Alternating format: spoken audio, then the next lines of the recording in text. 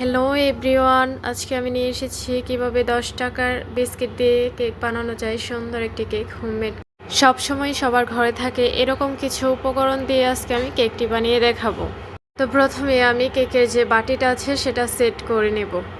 বাটির পরিমাপ করে একটা পেপার কেটে নিয়েছিলাম, সেইটা বাটির মধ্যে সুন্দর করে সেট করে আর সামান্য পরিমাণ তেল নিয়ে সেটা নিচে আমি ব্রাশ করে নিয়েছিলাম। তো আমি চকোফান বিস্কিটগুলো বের করে সেগুলোকে ব্লেন্ড করে নিয়েছি। নিয়ে নিচ্ছে একটার মতো ডিম, চাইলে আপনারা ডিমটা স্কিপ করতে পারেন।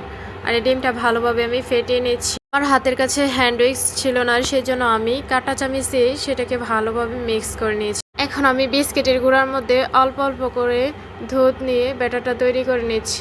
বিস্কিটের গুঁড়োর মধ্যে অল্প অল্প করে দুধ ঢালবেন, না হলে ব্যাটারটা বেশি পাতলা হয়ে যেতে পারে। এখন আমি ফেটিয়ে রাখা ডিমটাও দিয়ে দিয়েছি 2 টেবিল চামচ পরিমাণ চিনি। আপনারা চাইলে চিনিটা স্কিপ করতে পারেন যারা মিষ্টি কম খান। তাছাড়াও বিস্কিটের সাথে ক্রিম ছিল, ওই ক্রিমটাও মিষ্টি ছিল আর বিস্কিটটাও মিষ্টি।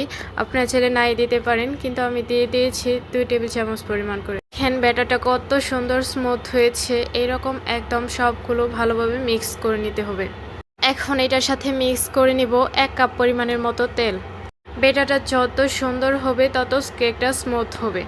ব্যাটারটাকে বেশি পাতলাও করা যাবে না, আবার বেশি ভারীও করা যাবে না। দেখেন কত সুন্দর। দিয়ে দিচ্ছি অর্ধেকটার মতো ইনো। আপনারা চাইলে ইনোটাকে স্কিপ করে বেকিং পাউডার দিতে পারেন। আমার হাতের কাছে যেহেতু ইনোই ছিল, সেই জন্য আমি ইনোটাই দিই। ইনোটাকে মিক্স করার সাথে সাথে আমি দিয়ে দিচ্ছি বাটির মধ্যে।